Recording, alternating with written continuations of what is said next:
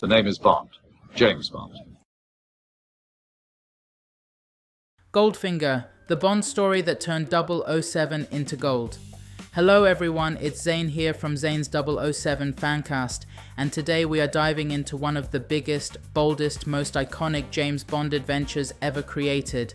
This is the story of gold, not just gold as treasure, not just gold as money, but gold as an obsession, gold as power, gold as corruption, gold as madness. Today we are talking about Ian Fleming's 1959 novel Goldfinger and the legendary 1964 film adaptation starring Sean Connery. And this is a fascinating one because Goldfinger is not just another Bond story.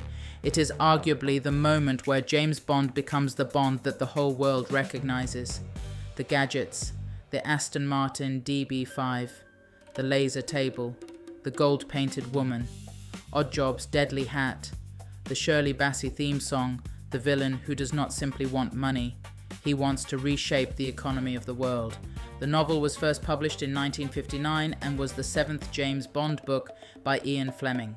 Fleming's official site describes the story as Bond investigating Auric Goldfinger's gold stockpiling, smuggling, and Operation Grand Slam, a scheme linked in the novel to Smersh.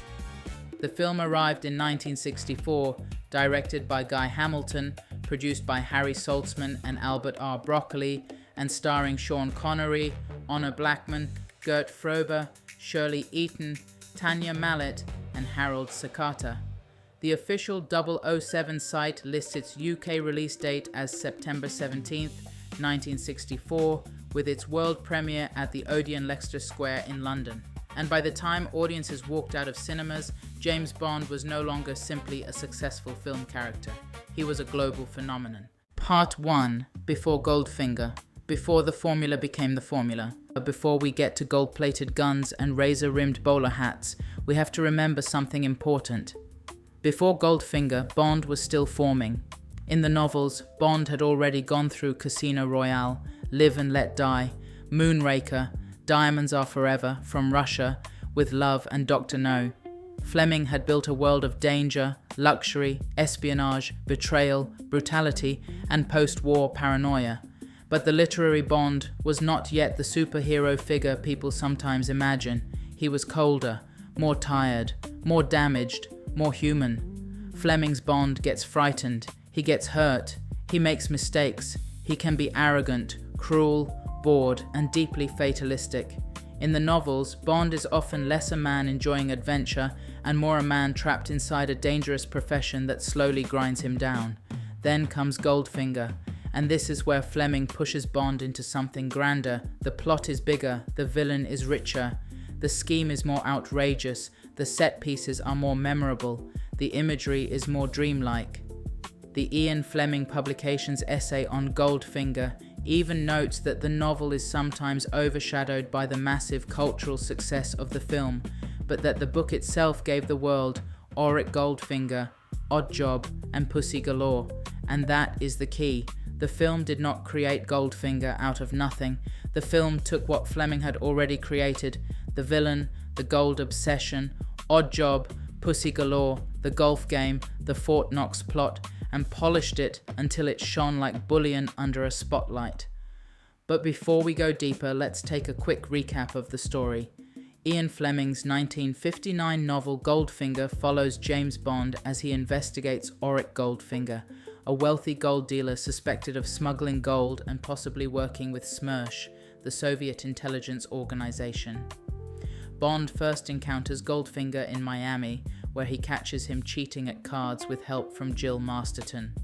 After Bond exposes the trick, Jill is murdered by being painted in gold, one of the most famous images in Bond history. Bond later trails Goldfinger across Europe and discovers that his gold smuggling operation is only part of a far larger plan, Operation Grand Slam, an attempt to steal the United States gold reserves from Fort Knox. Goldfinger uses gangsters, his deadly Korean servant Oddjob, and the criminal leader Pussy Galore as part of the scheme. Bond and Tilly Masterton, Jill's sister, are captured, and Bond is forced to work for Goldfinger while secretly trying to alert Felix Leiter. The Fort Knox attack begins, but Bond's warning reaches the authorities. The robbery is stopped, Tilly is killed by Oddjob and Goldfinger escapes. In the finale, Goldfinger hijacks Bond's plane, but Bond fights back. Oddjob is blown out of the aircraft after a window breaks, and Bond strangles Goldfinger before the plane ditches near Canada. In simple terms, the novel is a darker, colder spy thriller about greed, obsession, gold smuggling, Soviet influence, and Bond uncovering a massive criminal raid on Fort Knox. The 1964 film Goldfinger, starring Sean Connery, keeps the same basic idea, Bond investigating Auric Goldfinger, but makes the story bigger, flashier, and more cinematic. Bond is sent to investigate Goldfinger's gold smuggling and soon discovers that he is planning something much more dangerous at Fort Knox. The film includes many of the most iconic Bond moments: Shirley Eaton as Jill Masterson covered in gold paint, Oddjob and his deadly bowler hat, the laser table scene, the Aston Martin DB5 with gadgets, and the immortal line, "No, Mr. Bond, I expect you to die." The biggest change is Goldfinger's plan. In the film, he does not really intend to steal all the gold from Fort Knox. Bond points out that moving that much gold would be almost impossible. Goldfinger's true plan is to detonate a dirty atomic bomb inside Fort Knox, irradiating America's gold supply and making his own gold massively more valuable. The plot is also linked to Chinese agents rather than Smersh. During Operation Grand Slam, Pussy Galore's flying circus appears to gas the troops around Fort Knox, but Bond has convinced Pussy to betray Goldfinger and alert the authorities. The gas is harmless, the army is ready, and Goldfinger's plan collapses. Inside Fort Knox, Bond fights Oddjob and kills him by electrocuting him with his steel-rimmed hat. The bomb is stopped with only seconds left. Goldfinger later tries to escape by hijacking Bond's plane, but during a fight the gun goes off, a window breaks, and Goldfinger is sucked out of the aircraft. Bond and Pussy Galore parachute to safety. In simple terms, the film turns Fleming's crime thriller into a glamorous, gadget-filled blockbuster about a villain trying to destroy America's gold economy rather than physically steal the gold. The biggest difference between novel and film is that the novel is about Goldfinger trying to steal the gold from Fort Knox. The film changes this because stealing all that gold would be unrealistic. Instead, Goldfinger plans to irradiate the gold, making it unusable and increasing the value of his own supply. That change makes the film version much sharper and more believable as a Bond villain scheme. Overall, Goldfinger is the story where Bond becomes larger than life. The novel is a tough Fleming thriller about greed and obsession. The film is the moment the cinematic Bond formula fully clicks. Exotic locations, gadgets, humor, a spectacular villain, a memorable henchman, a deadly female lead, and a massive final set piece. It is the point where 007 truly turns into gold. The characters. Let's now take a look at the characters who make Goldfinger so unforgettable. Because Goldfinger is not just famous because of its plot, it is famous because of its people. The villain, the henchmen, the women, the allies, the victims, the strange figures orbiting around Auric Goldfinger's golden madness. Every character in Goldfinger adds something to the story. Some bring glamour, some bring danger, some bring tragedy, some bring humor, and some, like Oddjob, barely need to say a word to become immortal. So let's take them one by one. James Bond, the professional gambler in a golden world. James Bond in Goldfinger is one of the most confident versions of Bond ever written or filmed. In the novel, Bond feels more introspective. Fleming lets us inside his head. We see his boredom, his arrogance, his irritation, his appetite for danger, and his ability to read people like cards on a table. Bond is not simply a man with a gun. He is a professional observer. That matters in Goldfinger because so much of the story is about games. Cards, golf, bluffs, business deals, international crime, economic warfare. Bond understands games because Bond himself is a gambler. He understands risk. He understands ego. He understands when a man is cheating and when a man is afraid of losing. That is why Bond is so effective against Goldfinger. He does not defeat him at first with brute strength. He studies him.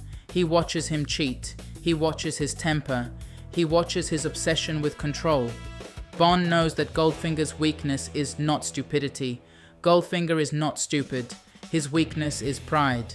In the film, Sean Connery gives Bond a smoother, cooler confidence. This is Bond at full cinematic power. He is relaxed, witty, dangerous, and stylish. Even when he is captured, he does not collapse into panic. That is one of the great things about Connery's Bond in Goldfinger. He spends much of the film trapped, knocked out, or being moved around by Goldfinger's plan, but he never feels helpless. He always seems to be thinking. Bond in Goldfinger is not invincible. He fails to save Jill Masterson. He fails to save Tilly Masterson. He is nearly killed by the laser. He is nearly beaten by Oddjob.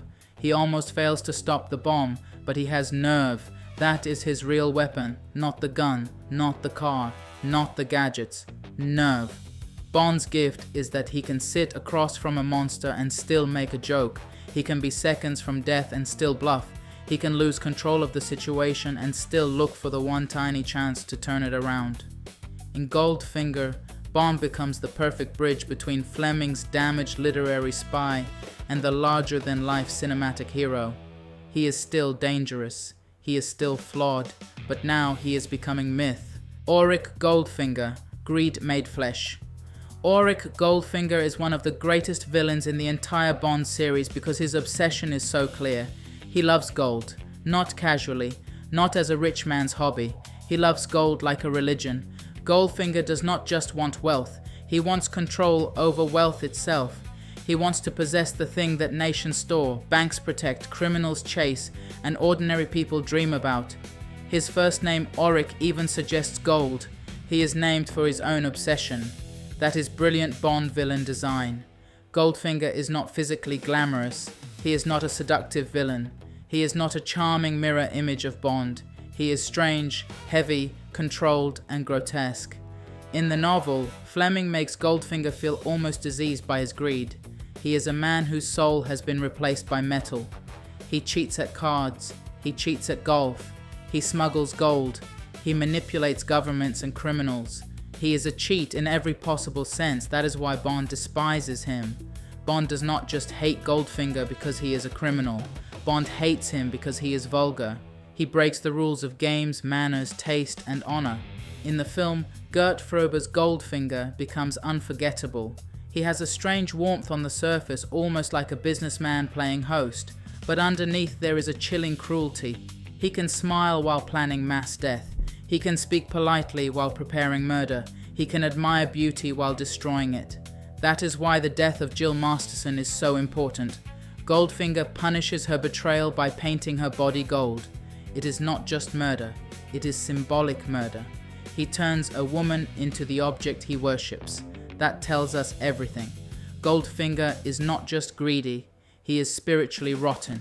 His plan in the film is also one of the cleverest villain plots in Bond history. Instead of stealing the gold from Fort Knox, he plans to irradiate it, making America's gold reserve useless and increasing the value of his own supply. That is what makes him frightening. His greed is not small, it is strategic. Goldfinger does not want to rob a bank. He wants to bend the world economy around himself. That is why he lasts as a villain. His obsession is simple, but the scale of it is enormous. He is greed in a gold suit. Oddjob, the silent executioner.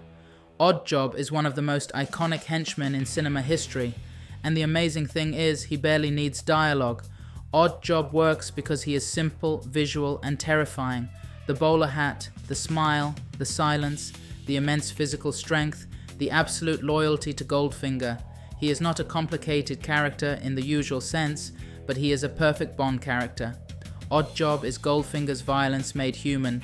Goldfinger gives the orders. Oddjob carries them out. In the novel, Oddjob is brutal, strange, and physically frightening. Fleming presents him as almost inhuman in his strength and discipline. He is a servant, bodyguard, killer, and weapon. In the film, Harold Sakata turns Oddjob into pure iconography. He does not need to explain himself. He simply appears, smiles slightly, and you know somebody is in trouble. The hat is genius because it gives the character a visual signature. Lots of henchmen are strong. Lots of henchmen are silent. But only Oddjob has that hat. It is absurd, but because the film treats it seriously, it becomes frightening. Oddjob's greatest strength as a character is that Bond cannot charm him. Bond can out-talk Goldfinger. Bond can flirt with Pussy Galore. Bond can joke with Q. Bond can irritate M. Bond can manipulate gangsters. But Oddjob is a wall. You cannot bargain with him. You cannot embarrass him. You cannot appeal to him. You cannot frighten him. That makes the final fight in Fort Knox so effective. Bond is physically outmatched. Oddjob is stronger, calmer, and more relentless. Bond only wins because he uses his surroundings and his intelligence. Oddjob is the perfect henchman because he is not trying to be the main villain. He is the shadow of the main villain. Goldfinger's greed has a bodyguard, and that bodyguard wears a bowler hat. Pussy Galore, power, style, and complication. Pussy Galore is one of the most famous Bond women ever created and also one of the most complicated. In the film, Honor Blackman gives her confidence, authority, and a cool intelligence. She is not introduced as helpless. She is a pilot, a leader, and someone who clearly knows how to handle herself. She's not immediately impressed by Bond, which makes her stand out. Pussy Galore has control. She commands her flying circus. She works with Goldfinger, but she does not feel like a weak subordinate. She feels like someone who has made her own choices, even if those choices are dangerous. That is what makes her interesting. She is not innocent like Jill Masterson. She is not driven by revenge like Tilly. She is not comic relief. She is a woman with power inside the villain's world. In the novel, the character is more problematic by modern standards. Fleming gives her a backstory and sexual identity that are treated through very dated attitudes. The book reflects the prejudices and assumptions of its era, and those parts are uncomfortable now. The film changes the tone. It makes her more glamorous, more playful, and more directly tied to the climax of the plot. Her decision to change sides becomes crucial to saving thousands of lives at Fort Knox. That is important. Pussy Galore is not just there to be rescued, she helps stop Goldfinger. In many ways, she is the character who turns the story. Bond can delay Goldfinger, Bond can survive Goldfinger, Bond can warn people about Goldfinger, but Pussy Galore's decision helps destroy the plan from within. That makes her one of the most important characters in the story. At the same time, we have to admit that her relationship with Bond has elements that feel very uncomfortable today. The barn scene, especially, is often discussed because modern viewers read it very differently from audiences in 1964. So Pussy Galore represents both the appeal and the problems of classic Bond. She is stylish, capable, memorable, and powerful, but she also carries the baggage of the period in which she was written and filmed. That is what makes her worth discussing properly. She is not just a Bond girl, she is a turning point, a controversy, and an icon all at once. Jill Masterson, the golden victim. Jill Masterson is not in the story for long, but her death becomes one of the defining images of Bond history. In the film, played by Shirley Eaton, Jill is introduced as Goldfinger's assistant. She helps him cheat at cards by watching his opponent through binoculars and feeding information to him. But when Bond discovers the trick, he turns the game around. Jill becomes part of Bond's victory over Goldfinger, and Goldfinger cannot tolerate that. Her death is shocking because it is theatrical. She is painted from head to toe in gold and left on the bed. The image is beautiful and horrifying at the same time. That is why it lasts. It is not just a murder scene, it is a statement about Goldfinger. Goldfinger turns betrayal into symbolism. He punishes Jill by making her resemble the thing he loves most. In his warped mind, gold is beauty, gold is ownership, gold is perfection. So he covers her in gold and destroys her humanity. That makes Jill one of the most important victims in the Bond series. Her death raises the stakes emotionally. Until that moment, Goldfinger might seem like a rich cheat and smuggler. After Jill's death, we know he is something worse. He is cruel, he is vain, he is monstrous. Jill also reminds us that Bond's lifestyle has consequences. Bond seduces her, humiliates Goldfinger, and then leaves her exposed to Goldfinger's revenge. Bond does not kill her, but he fails to protect her. That gives the story a darker edge. Jill Masterson becomes unforgettable, not because she has many scenes, but because her fate defines the villain. She is the golden warning. Tilly Masterson, Revenge and Tragedy.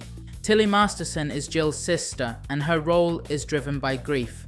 She is not chasing glamour, she is not chasing adventure, she wants revenge.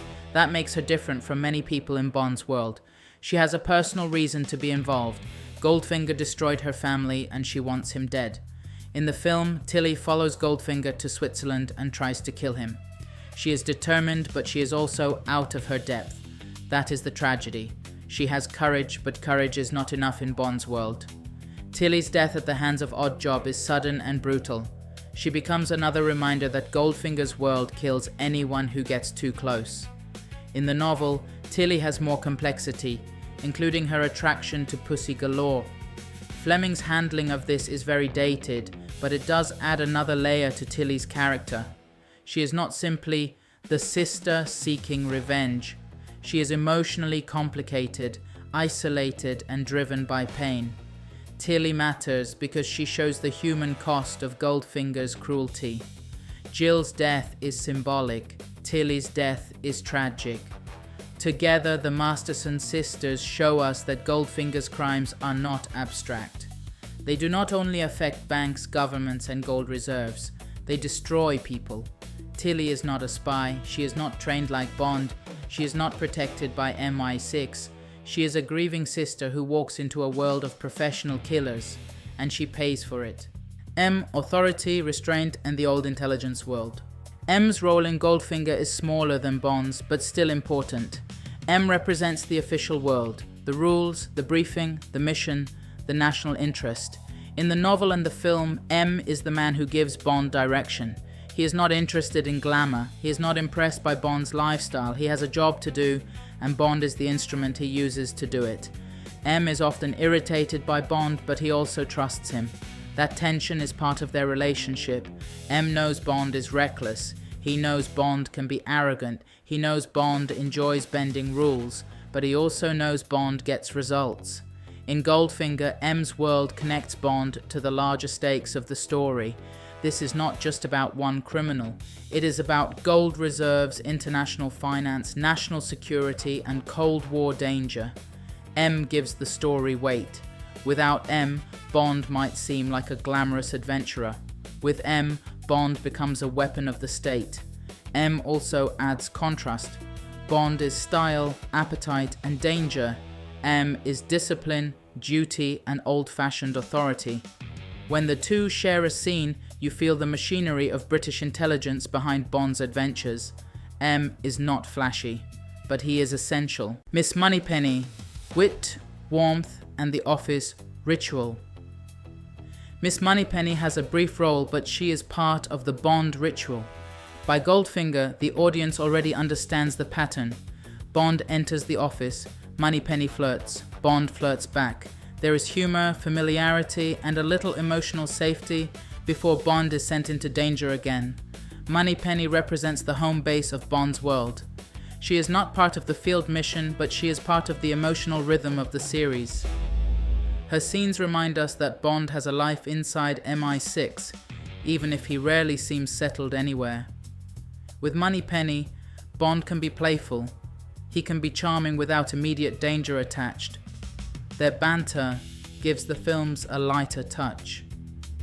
But there is also something slightly melancholy about it. Moneypenny clearly cares about Bond, and Bond clearly enjoys her affection, but the relationship never truly moves forward. It is suspended forever in flirtation. That is part of the Bond fantasy. Bond can flirt, but he cannot settle. Moneypenny is the woman he returns to, but never stays with.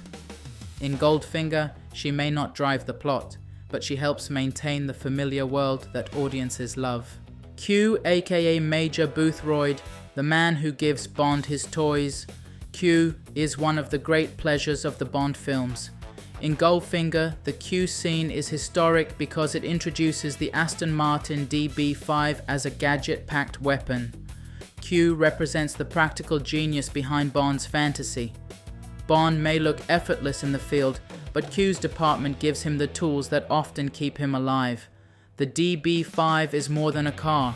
It is cinema magic, machine guns, bulletproof shield, revolving number plates, oil slick, smoke screen, tracking device, tire slashers, ejector seat. This is where the Bond gadget formula truly arrives. Q also gives the film comedy. He is irritated by Bond's casual attitude. Bond treats the gadgets like toys. Q treats them like serious engineering. That clash is wonderful. Q is the responsible craftsman. Bond is the reckless schoolboy who might break everything. But beneath the irritation, there is trust.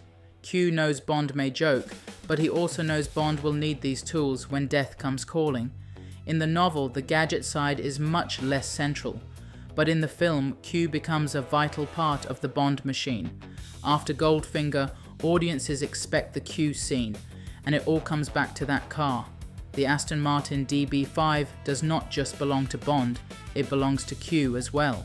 Felix Leiter, the American friend. Felix Leiter is Bond's CIA ally, and in Goldfinger he represents the American side of the operation. Because the story builds toward Fort Knox, America becomes central to the plot. Bond is operating on American soil, and Felix is the friendly face of US intelligence. Felix is not as flamboyant as Bond. He is more straightforward, more relaxed, and often acts as Bond's support system. In the film, he helps monitor the situation and becomes part of the response to Goldfinger's plan. Felix is important because he shows Bond is not working alone. The Bond films often present 007 as a lone hero, but international intelligence work needs allies. Felix also gives Bond someone he can trust outside MI6. Their friendship is understated, but it matters. Felix is not there to compete with Bond, he is there to back him up. In the Bond universe, that makes him valuable. Colonel Smithers, the gold expert. Colonel Smithers is not a major character, but he plays an important role in explaining the world of gold to Bond and the audience. He brings the economic stakes into focus. Goldfinger is not simply hoarding shiny metal. He is manipulating a system of global value. Smithers helps translate that into something understandable. He explains why gold matters, why smuggling matters, and why Goldfinger's activities are dangerous. Characters like Smithers are useful in Bond stories because they make the fantasy feel connected to real institutions. Banks, governments, reserves, currency, national security. Without that context, Goldfinger might just seem like an eccentric criminal. Smithers helps us understand that Goldfinger's obsession has international consequences. He is exposition, yes, but good exposition. He opens the vault door and lets the audience see why this villain matters. Mr. Dupont, the man who brings Bond into the game. Junius Dupont is more important in the novel than many casual film viewers realize. He is the wealthy American whom Goldfinger cheats at cards. Bond first crosses paths with Goldfinger through this cheating scheme. Dupont's role is useful because he introduces one of the story's main themes, gamesmanship. Goldfinger cheats at cards because he needs control. Bond exposes him because Bond cannot resist a cheat. Dupont is not a heroic figure in the same way Bond is, but he starts the chain of events. His problem gives Bond the opportunity to observe Goldfinger up close. In a Bond story, that is often how danger begins. Not with a gunshot, with a social encounter, a card table, a rich man being humiliated, a cheat who thinks nobody is clever enough to catch him. Dupont also connects Goldfinger to the world of luxury. Hotels, gambling, money and leisure all become gateways into crime. That is very Fleming. The playgrounds of the rich are never innocent. Mr. Solo, the gangster who wants out. Mr. Solo is one of the American gangsters involved in Goldfinger's plan. His most important moment comes when he decides he does not want to participate. That decision seals his fate. Goldfinger cannot tolerate loose ends. Once Solo refuses to go along with the plan, Goldfinger has him killed. In the film, Solo's death is memorable because of the crush. See Goldfinger's operation, but instead he is driven to a scrapyard. The car is lifted, crushed into a compact block of metal, and disposed of as if both man and machine were nothing more than rubbish. It is a wonderfully cold Bond villain moment. Goldfinger does not rage. He does not need to. Solo is simply removed from the board. That is what makes the scene so effective. It shows how organized, ruthless, and practical Goldfinger is. To him, people are not people. They are assets, risks, or obstacles. Solo's name is also almost ironic. He tries to separate himself from the group. He tries to walk away alone. But in Goldfinger's world, there is no safe exit once you know too much. The scene also gives Oddjob one of his most chilling moments. He barely speaks. He simply carries out the order. The murder is treated like a routine delivery job. That quiet efficiency makes it even more sinister. Mr. Solo is not a major character, but he serves an important purpose. He shows the audience what happens when someone tries to cross Goldfinger, even indirectly.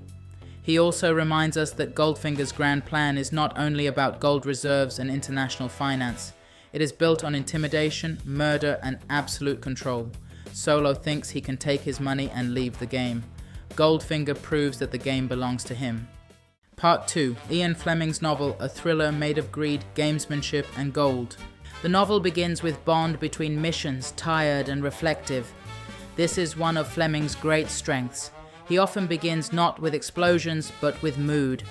Bond is sitting in an airport thinking about death, luck, and the strange shape of his own life. That matters because Goldfinger is not just a plot about stopping a criminal. It is a story about appetite. Goldfinger wants gold in the same way a tyrant wants territory. He does not merely like it, he worships it. He measures the world through it. He almost seems spiritually connected to it. His first name, Auric, even sounds like aurum, the Latin word for gold. Fleming is not being subtle here, and he does not need to be. Goldfinger is greed turned into a man. He is not charming like some villains. He is not seductive. He is not theatrical in the Blofeld sense. He is heavy, strange, careful, cold, and grotesquely disciplined. Bond does not simply dislike him because he is a criminal. Bond dislikes him because Goldfinger offends his entire sense of style, and that is very Fleming. In the Fleming universe, evil is often not just immoral, it is vulgar. It eats badly, dresses wrongly, cheats at games, breaks codes of behavior, has no taste. Goldfinger cheats at cards, he cheats at golf, he cheats nations, he cheats economies, he cheats the rules of the world itself. That is why the early scenes are so important. Bond first encounters Goldfinger not in a bunker, not in a war room, not in a hollowed out volcano, but through cheating. Goldfinger cheats because he cannot bear the possibility of chance. He must control the game. And Bond, being Bond, cannot resist exposing him. Part 3. The Golf Game, one of Fleming's great battles without bullets. Now, one of the finest sequences in Ian Fleming's Goldfinger is not a car chase. It is not a gunfight. It is not Bond hanging from a cliff, diving through bullets, or escaping a death trap. It is a round of golf. And that might sound strange at first, because when people think of James Bond, they tend to think of danger at high speed, fast cars, exotic locations, explosions, villains, casinos, guns, women, martinis, death waiting behind a velvet curtain. But Fleming understood something very important about suspense. Suspense does not always need a gun. Sometimes all it needs is two men, a quiet field, a set of rules, and one of them cheating. On the surface, the golf match between Bond and Goldfinger is civilized. It takes place in a world of clubs, caddies, fairways, scorecards, etiquette, and polite conversation. No one is supposed to shout. No one is supposed to threaten anyone. No one is supposed to draw blood. But underneath that polite surface, Fleming turns the entire scene into warfare. Every shot matters, every lie matters, every glance matters, every club's selection matters. Even the position of a golf ball becomes loaded with tension. This is not really a sporting scene, it is a duel. And what makes it brilliant is that both men understand that Goldfinger is not just playing golf, he is trying to dominate Bond. Bond is not just trying to win a round, he is trying to understand Goldfinger. That is the real battle. Bond is studying him, watching him, reading his rhythm, looking at how he handles pressure, looking at how he reacts when a game does not move exactly in his favor, looking at the way his arrogance begins to show when he thinks he is in control. This is Fleming's Bond at his most observant. Not the cinematic superhero Bond. Not the unstoppable gadget Bond. Not the quipping action hero Bond. This is Bond the professional watcher. Bond the gambler. Bond the man who knows that a person reveals themselves most clearly when something they care about is at stake. And Goldfinger cares about winning, not in a healthy way, not in a sporting way. Goldfinger does not love golf because it is a test of skill, discipline, luck, and nerve. He loves it because it gives him another little kingdom to control. Goldfinger does not truly enjoy competition. He enjoys domination. That distinction is crucial. A real competitor accepts that the game has rules. A real competitor accepts risk. A real competitor accepts the possibility of losing, because without that possibility, winning means nothing. Goldfinger cannot accept that. He must rig the game. He must bend the rules. He must make sure that chance never has the final word. And that tells Bond everything. Because Goldfinger's cheating at golf is not separate from the rest of his character, it is a miniature version of his entire life. He cheats at cards, he cheats at golf, he cheats governments, he cheats economies, he cheats people, he cheats death for as long as his money and power allow him to. Goldfinger is a cheat in every possible sense. And Fleming, who loved games, rules, rituals, food, clothes, cars, cigarettes, cards, and all the tiny details of masculine behavior, knows exactly how to make that feel important. Because in Fleming's world, how a man plays a game tells you how he lives. Bond notices everything. He notices Goldfinger's temper. He notices his confidence. He notices his physical presence. He notices how he carries himself. He notices how much Goldfinger wants to win without appearing desperate to win. That is what makes the scene so satisfying. Bond is not merely defeating Goldfinger, he is decoding him. At Royal St. Mark's, the golf course becomes an intelligence file, the fairway becomes an interrogation room, the scorecard becomes evidence. Bond does not need a hidden microphone or a surveillance van. He has Goldfinger in front of him, exposed by his own behavior, and that is one of the great pleasures of Fleming's writing. He understands that danger can be quiet. He understands that a villain does not always reveal himself with a speech about world domination. Sometimes he reveals himself by moving a ball when he thinks nobody is looking. That one small act says everything, because cheating at golf is not just practical dishonesty, it is moral ugliness. Golf depends on honor. It depends on the player respecting rules even when nobody else can see. It is a game where the opponent may not always be close enough to catch you, so the game demands a certain code.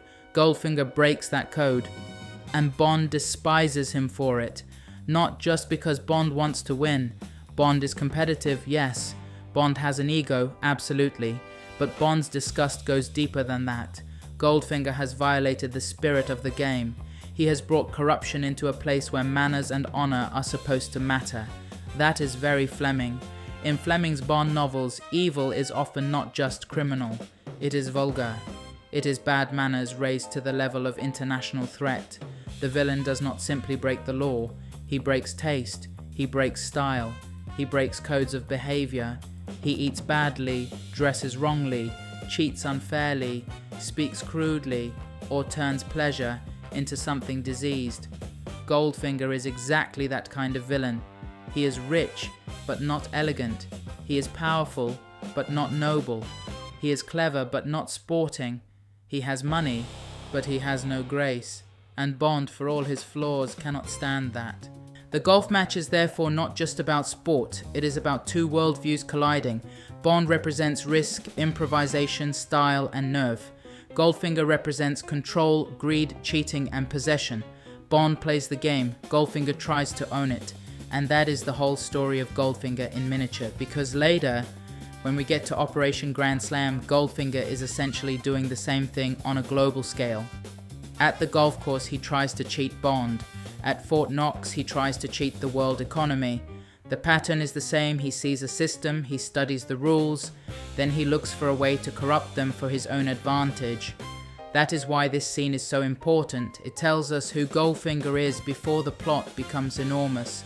Before the atomic device, before Fort Knox, before the private army, before the grand criminal operation, Fleming gives us a golf match, and in that golf match we already understand the villain. The genius of the scene is its restraint. Fleming does not need to tell us Goldfinger is dangerous because he wants to manipulate world finance. He shows us Goldfinger quietly manipulating a game. That is far more elegant, and Bond's response is equally revealing. Bond does not explode. He does not accuse Goldfinger openly. He does not throw the club down and start a fight. That would be too crude, and it would give Goldfinger exactly what he wants: control of the situation. Instead, Bond plays him. Bond uses Goldfinger's arrogance against him. This is where Bond becomes more than an action hero. He becomes a psychological opponent. He understands that the way to beat Goldfinger is not simply to expose him, but to let him believe he is still in control until the trap closes. Bond plays the long game, and that is very important to the character. People sometimes reduce Bond to surface details. The suits, the drinks, the women, the cars, the guns. But Fleming's Bond survives because he understands people under pressure. He can read weakness, he can spot pride, he can sense when a man is hiding something. The golf scene proves that Bond's mind is as dangerous as his pistol. He sees that Goldfinger's weakness is not stupidity. Goldfinger is not stupid at all. In fact, he is careful, calculating, and disciplined. His weakness is that he cannot bear not being in control. That makes him predictable.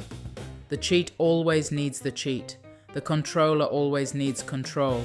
The man who cannot lose fairly will eventually reveal where he is frightened.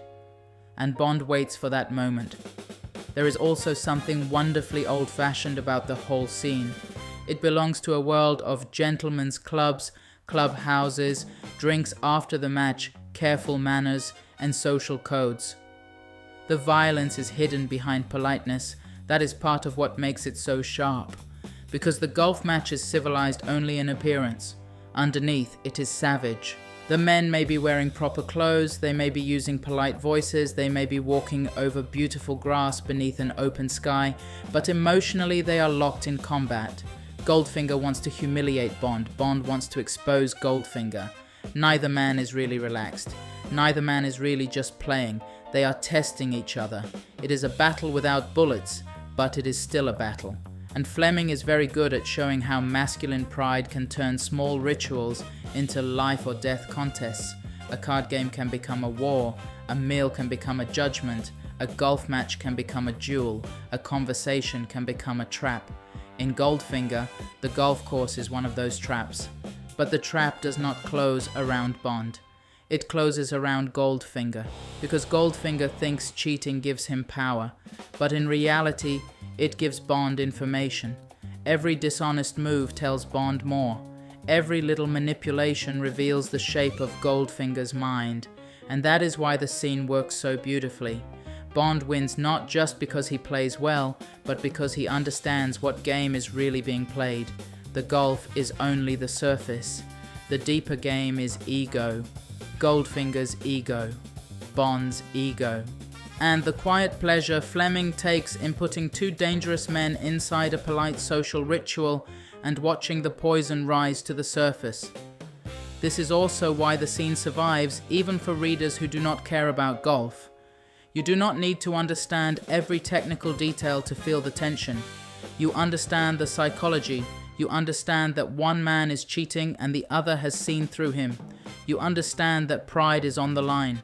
And Fleming makes you feel the rhythm of it, the walk between shots, the pause before a swing, the silence of concentration, the caddy watching, the little calculations, the suppressed irritation, the false politeness, the pressure building hole by hole.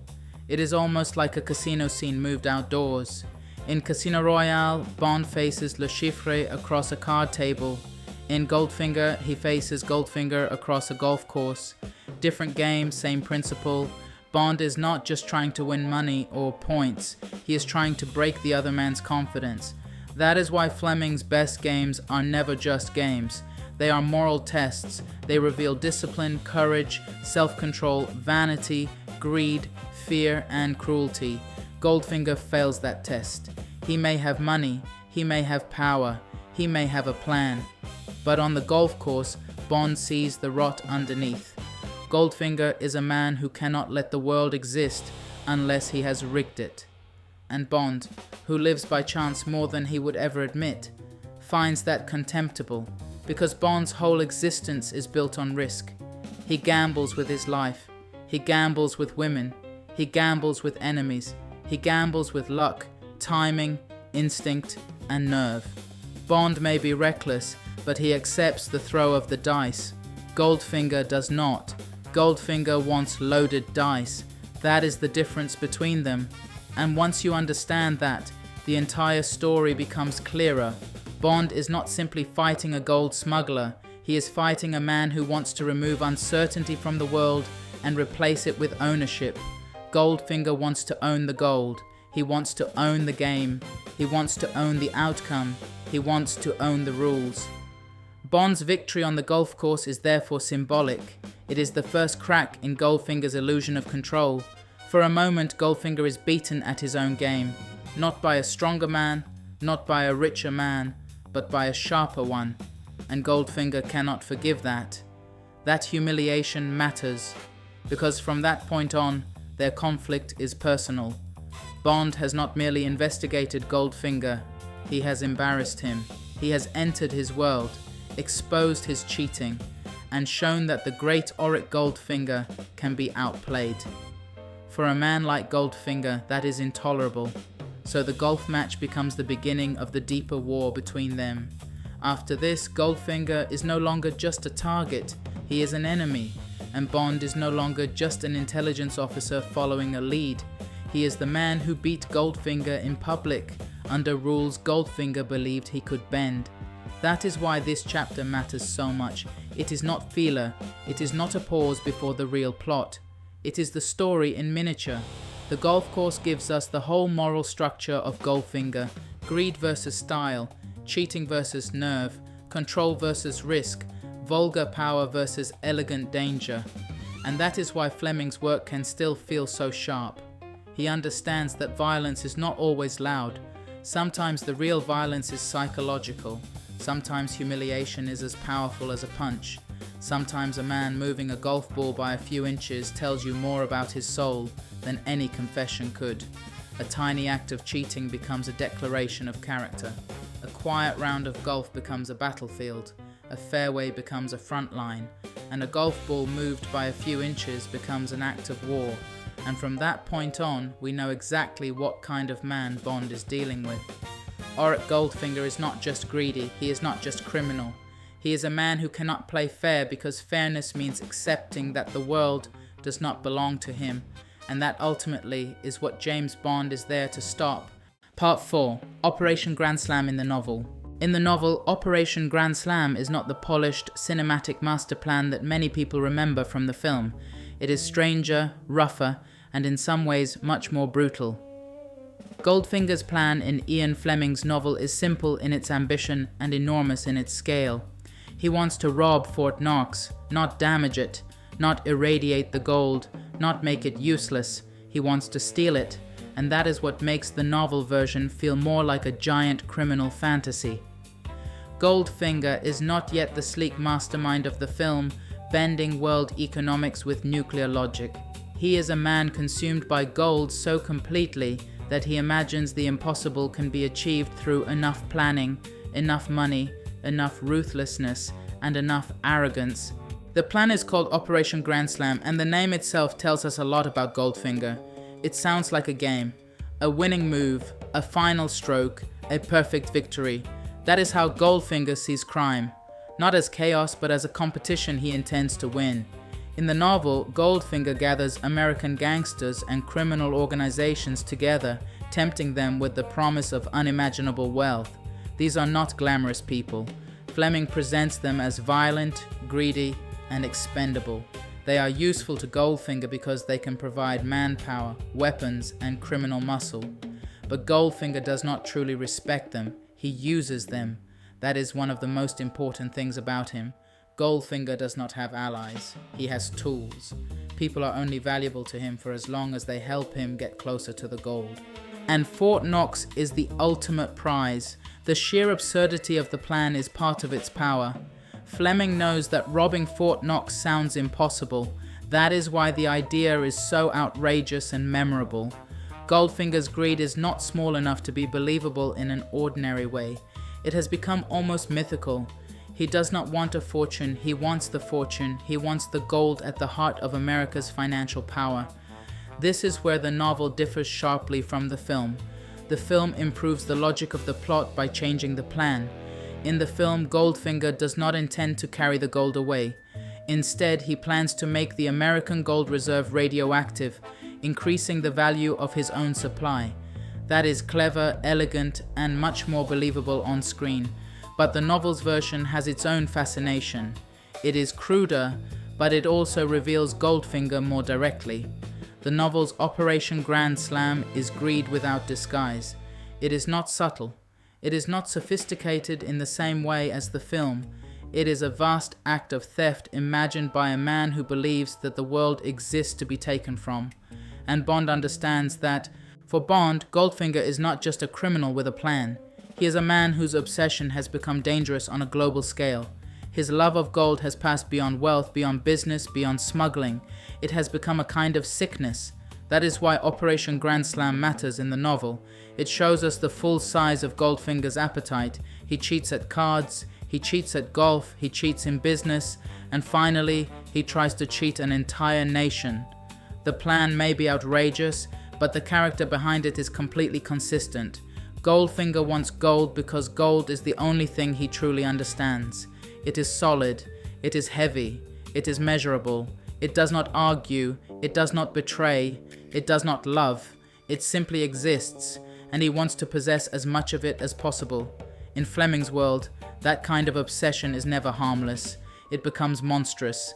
And Operation Grand Slam is the moment when Goldfinger's private greed becomes a public threat. This would work nicely as a spoken section before moving into the film version of Operation Grand Slam, and why that change made the movie plot sharper. Part 5, the film arrives, Bond becomes a global icon. When the film Goldfinger arrived in 1964, it was the third official James Bond film after Dr. No and From Russia with Love, and the leap is enormous. Not just bigger, not just louder, not just more expensive, but more confident. Dr. No introduces Bond. From Russia with Love proves Bond can work as a serious spy thriller. But Goldfinger does something different. Goldfinger creates the Bond movie template. This is the moment where the series stops feeling like a successful run of spy thrillers and starts feeling like a cultural machine, a phenomenon, a brand, a ritual, a fantasy that audiences understood instantly. By the time Goldfinger arrived, James Bond had already made an impression. Sean Connery had already walked into cinema history in a tuxedo. The gun barrel was already familiar. The music was already beginning to feel iconic. The audience already knew that Bond meant danger, glamour, sex, style, and violence. But Goldfinger takes all of that and turns the dial up. This is the film where everything locks into place. The pre-title sequence, the title song, the glamorous villain, the outrageous death trap, the unforgettable henchman, the gadget-filled car, the briefing with Q, the beautiful women, the travel, the humor, the sadism, the final countdown, the military assault, the mixture of danger, comedy, cruelty, sex, luxury, and spectacle. This is not just another Bond adventure, this is the Bond blueprint. And the fascinating thing is that it does not feel like the filmmakers are stumbling into it by accident. It feels like they suddenly understand exactly what they have. They understand that Bond is not merely a spy. He is a cinematic event. He is a man who can walk from danger into luxury without changing expression. He can blow up an enemy installation, remove a wetsuit, and reveal a perfectly pressed white dinner jacket underneath. That one image tells you everything about the cinematic Bond. He is violence dressed as elegance. He is chaos under control. He is the fantasy of a man who can pass through explosions, seduction, death, and international conspiracy without ever looking untidy. That is why the opening of Goldfinger matters so much. Bond does not simply complete a mission, he performs Bondness. The pre-title sequence is almost like a short film announcing the rules of the new Bond universe. There is stealth, there is action, There is a tuxedo, there is a woman, there is danger, there is humor, there is a sudden reversal, there is a perfectly timed line. Before the main story has even begun, the film is telling the audience, this is what James Bond is now. And then comes the title song. Shirley Bassey's voice does not whisper its way into the film. It erupts. The brass is huge. The sound is huge. The name is huge. Goldfinger. The song makes the villain feel legendary before we have even properly met him. It does not simply introduce a story. It announces a myth. It says that this is not a small spy case, not a quiet intelligence operation, not a little criminal investigation. This is Bond entering the world of gold, greed, death, and obsession. From that moment, the Bond title song becomes part of the ritual. It is no longer just music over credits. It is a grand entrance, a promise, a warning, a seduction, and then we enter the film properly, and what is remarkable is how quickly Goldfinger establishes its identity. It has a confidence that feels different from the first two films. Dr. No has mystery and menace. From Russia with Love has tension and realism. Goldfinger has swagger. It knows it is entertaining, it knows it is stylish. It knows it has images the audience will never forget. And that is the key. Goldfinger is built from moments. The gold-painted body of Jill Masterson. Oddjob throwing his bowler hat. Bond strapped to a table as a laser cuts slowly toward him. The Aston Martin DB5 revealing its hidden weapons. Goldfinger explaining his plan. Pussy Galore introducing herself with one of the most famous names in the series. Fort Knox opening like a cathedral of wealth. The atomic bomb ticking down. Bond and Oddjob fighting among the gold bars. These are not just scenes, they are icons. The film understands the power of a single image. A woman painted gold, a hat slicing through a statue, a laser moving between Bond's legs, an ejector seat sending a man through the roof of a car. These images are simple, bold, and instantly memorable. You can describe them in one sentence and people know exactly what you mean. That is part of why Goldfinger becomes so important. It makes Bond easy to remember, easy to quote, easy to parody, easy to imitate, and almost impossible to replace. The British Film Institute has described Goldfinger as containing many of the most iconic scenes in Bond history. The gold-painted woman, the laser torture sequence, Oddjob's lethal bowler hat, and Bond's wetsuit reveal into a white dinner jacket. And that is exactly why the film matters. It becomes a greatest hits album before the series has even had enough time to build one. This is only the third film, and yet it already feels definitive. That is extraordinary. Most film series take years to discover their identity, some never do.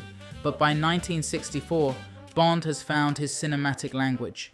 The audience knows what to expect. The villain will be larger than life. The women will be glamorous and dangerous. The locations will feel expensive. The violence will be stylish. The humor will be dry. The gadgets will be clever. The music will be bold. And Bond will stand at the center of it all, half gentleman, half weapon. That formula can easily become silly if handled badly. And later Bond films at times would push it too far. But in Goldfinger, the balance is almost perfect. The film is outrageous but not weightless. It is funny but not purely comic.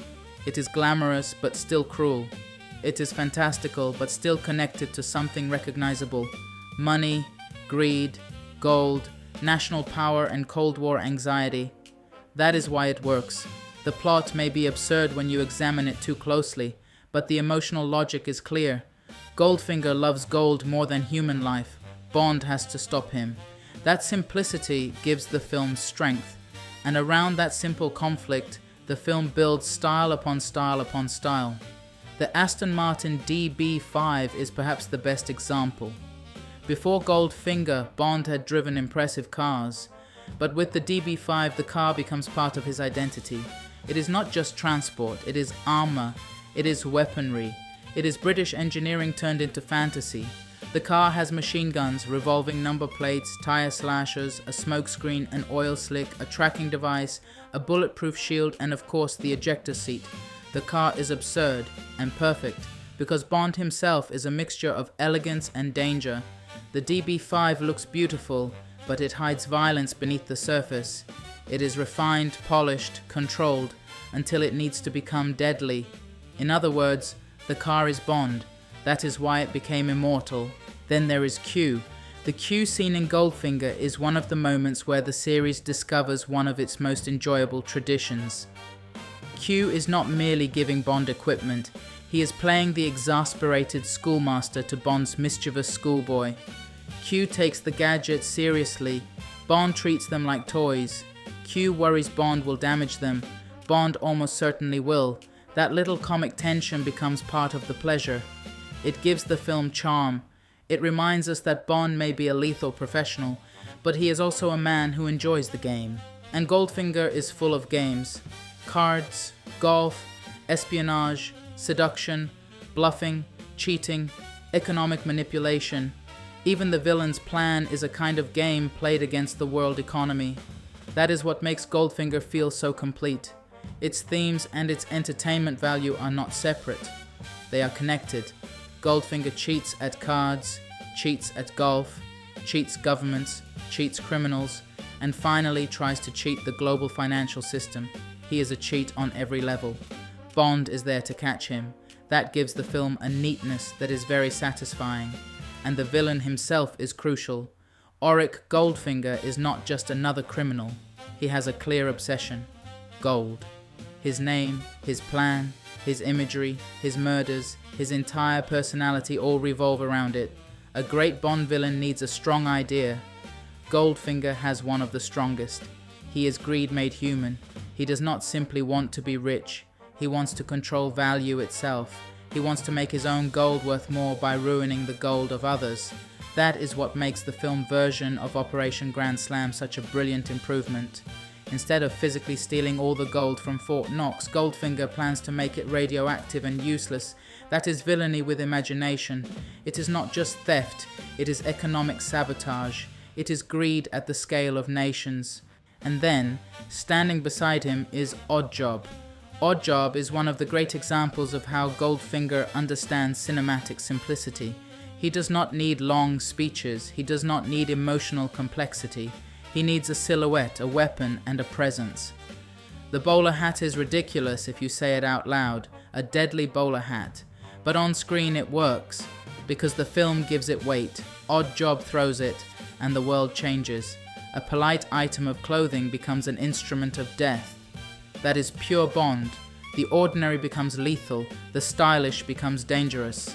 Again, the series finds its language, and that language spreads. After Goldfinger, spy cinema changes. The Bond formula becomes something other filmmakers chase. Suddenly everyone wants gadgets, glamorous spies, exotic villains, secret organizations, dangerous women, and theme songs that announce themselves like thunder. But Goldfinger has something many imitators lack: confidence. It never seems embarrassed by itself. It never apologizes for being larger than life. It presents its outrageous ideas with such style that you accept them. A laser death trap, of course. A killer bowler hat, of course. A car with an ejector seat, of course. A villain who wants to irradiate Fort Knox, of course. That, of course, is the magic of Bond. The films build a world where the absurd feels natural because everything is delivered with elegance, pace, music, and conviction. And Sean Connery is central to that. Connery in Goldfinger is Bond at full power. He has the confidence of a man who knows the role belongs to him.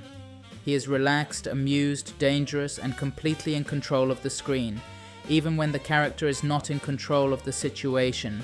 That is important. Bond spends a surprising amount of Goldfinger captured, followed, tricked, or reacting to Goldfinger's moves. But Connery never lets Bond feel small. Even strapped to a table with a laser moving toward him, Bond still seems mentally alive. He is afraid, yes, but he does not collapse. He bluffs. He thinks.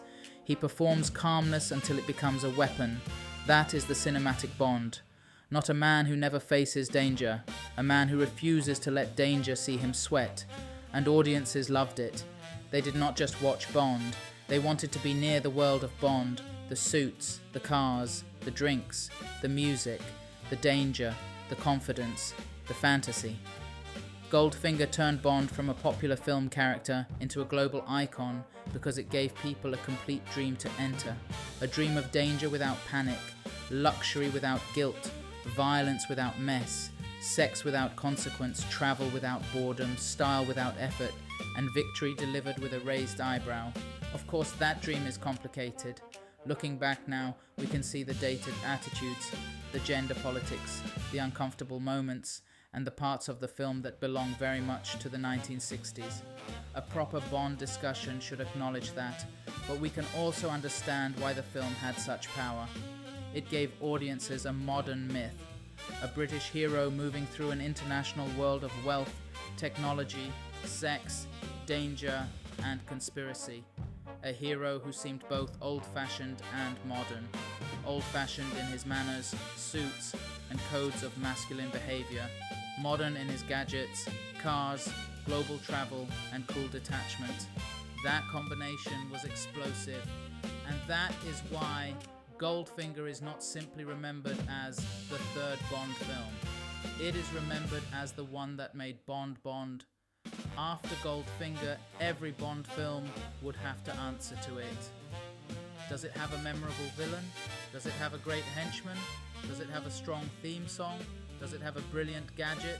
Does it have a spectacular climax? Does it have images that will stay in the audience's mind? That is the burden Goldfinger created. It became the standard, the gold standard, and that is both a blessing and a curse for the series. Because once you create the blueprint, the audience expects you to follow it.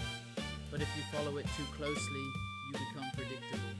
If you move too far away, people say it does not feel like Bond. That tension begins here, with Goldfinger.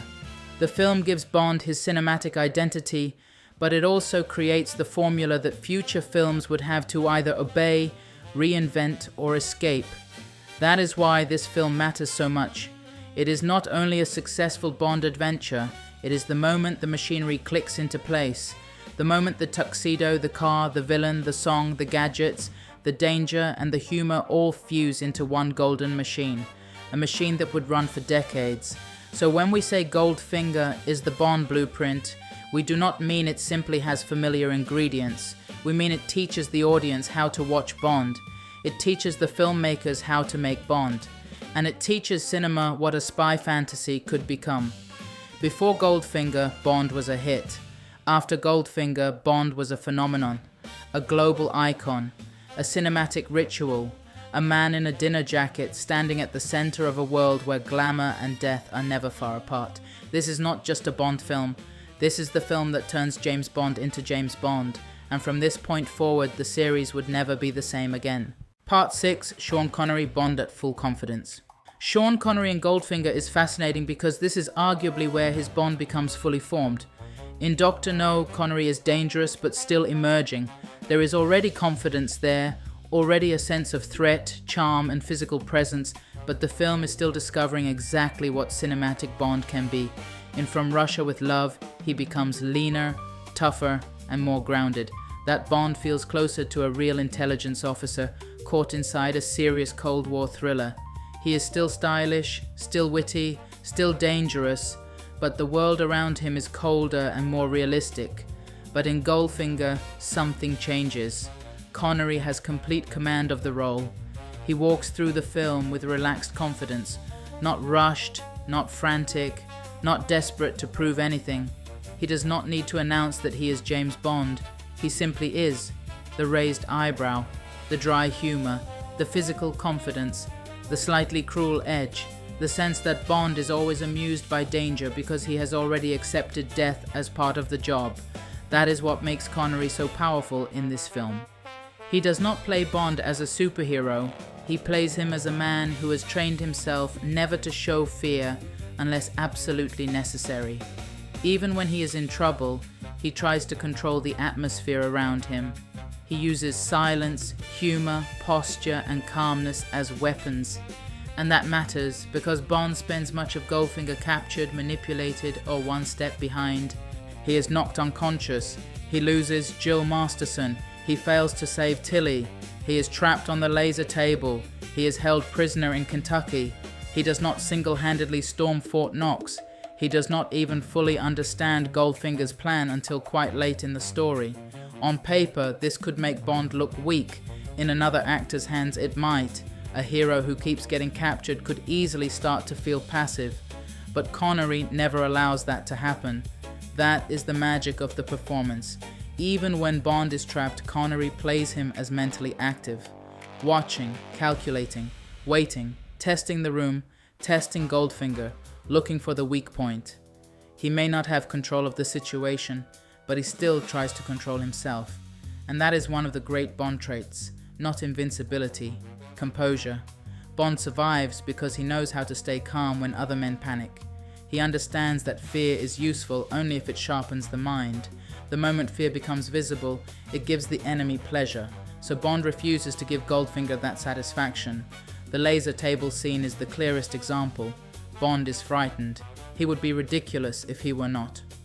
A laser is moving slowly towards him, and he knows exactly what it will do. But Connery does not play the scene as helpless panic. He plays it as a desperate mental duel. Bond talks, he bluffs, he watches Goldfinger's reactions, he searches for leverage, he throws out the phrase Operation Grand Slam, not because he fully understands it, but because he knows it might make Goldfinger pause, and it works. That is Bond's real weapon in the scene, not a gun, not a gadget, not physical strength, nerve. Connery makes you believe that Bond can think under pressure, he can be terrified and still function. He can be seconds from death and still look for a way to turn the situation. That is why his Bond feels so iconic here. He is not simply cool because he wears the suit well. He is cool because he refuses to surrender his mind. There is also a wonderful arrogance to Connery's Bond in Goldfinger. He is charming but not soft. He can be funny, but the humor often has a blade in it. He enjoys provoking people. He enjoys being underestimated. He enjoys getting under Goldfinger's skin. When Bond first meets Goldfinger properly, there is already a clash of styles. Goldfinger is heavy, strange, possessive, and obsessed. Bond is light, elegant, mocking, and dangerous. Goldfinger has wealth. Bond has taste. Goldfinger has power. Bond has nerve. And Connery lets you feel Bond's contempt. Bond does not just dislike Goldfinger because he is a criminal. He dislikes him because he is vulgar. Goldfinger cheats. He hoards. He controls. He reduces the world to ownership and metal. Bond, by contrast, moves through luxury as if it belongs to him naturally. He does not need to clutch it. That contrast is central to the film. Goldfinger worships gold. Bond wears elegance lightly. Connery understands that perfectly. His Bond is not impressed by Goldfinger's wealth. He is curious, amused, irritated, and eventually disgusted. But he is never dazzled. That is why Goldfinger works so well as a Connery performance. The film surrounds Bond with huge images, gold bodies, laser beams, Fort Knox, gadgets, private jets, military operations, but Connery keeps the center calm. He is the still point inside the spectacle. He gives the film its swagger, and he gives Bond his shape. After Goldfinger, this becomes the version of Bond audiences carry in their minds. The man in the dinner jacket, the man with the perfect line, the man who can face death with a raised eyebrow, the man who can be trapped, beaten, threatened, and still look as though he is quietly waiting for the world to make a mistake. That is Connery at full confidence, not just playing James Bond, defining him. Part 7. Auric Goldfinger, the man who loved gold too much. Auric Goldfinger is one of the greatest Bond villains because his obsession is so simple. Gold, not world peace, not revenge, not ideology, not political domination. Gold. That is what makes him so powerful as a character. You understand him instantly. You do not need a long explanation of his psychology. You do not need a complicated, tragic backstory. You do not need pages and pages of political motivation. Goldfinger loves gold. He loves it physically, emotionally, almost spiritually, almost erotically.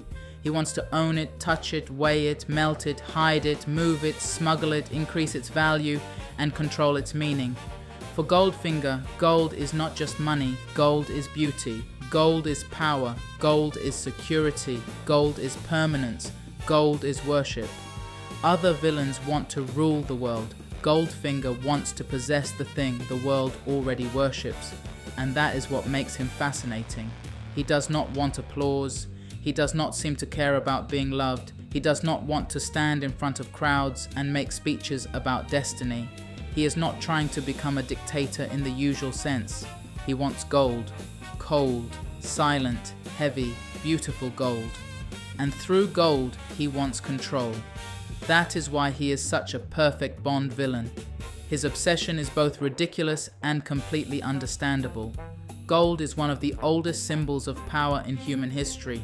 Kings wanted it, empires stole it, banks guard it, nations measure themselves by it, criminals kill for it, ordinary people dream of having enough of it.